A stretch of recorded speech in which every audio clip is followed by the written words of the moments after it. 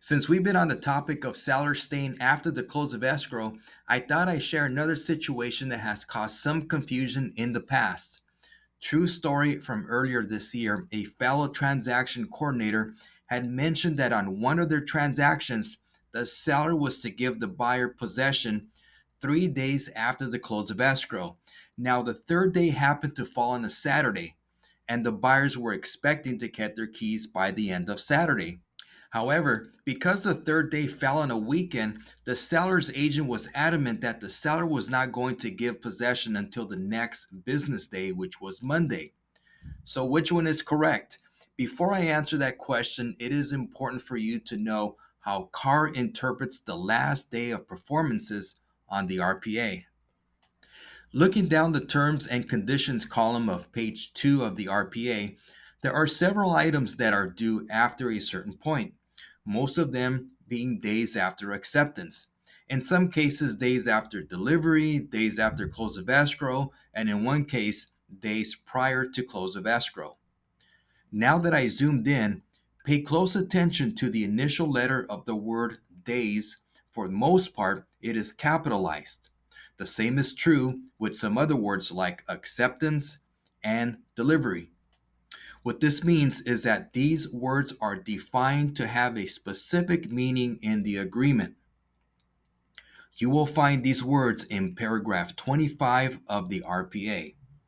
Now let's take a look at the definition of day or days in paragraph 25J. It is defined as calendar days and not business days. Now let's take a look at how this is affected when the last day falls on a weekend in the definition for counting days in paragraph 25I4.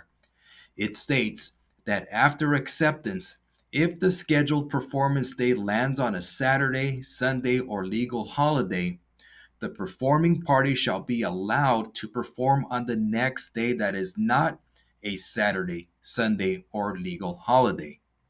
So, according to this definition, it does appear that the seller's agent was correct in stating that their seller was allowed to give possession until Monday. However, that is not the case when time periods begin after the close of escrow. Once escrow closes, it begins a whole new chapter. Let's take a look at the word days when it applies to days after the close of escrow in paragraph M2 of the RPA, which has to do with what day buyer is given possession, the initial letter of days is not capitalized in this situation. That means these counting days after the close of escrow do not fall under the same meaning as defined in paragraph 25 of the RPA. So this word days is a general term. So the last day falls on whatever day it falls, even if it's a weekend or holiday. To further prove this point, let's look at the SIP form, which is used whenever the seller gives possession after the close of escrow.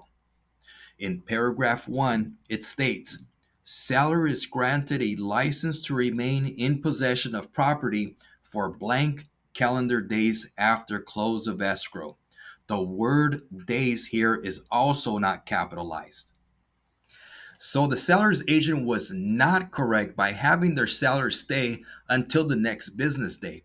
There is no allowance for last day to be moved to the next business day whenever it's after the close of escrow. Friends, if you found this information helpful, would you share this video with your colleagues? And remember, when you hire us for TC services, you are hiring knowledge and experience to help keep you in compliance. I'll see you on the next one.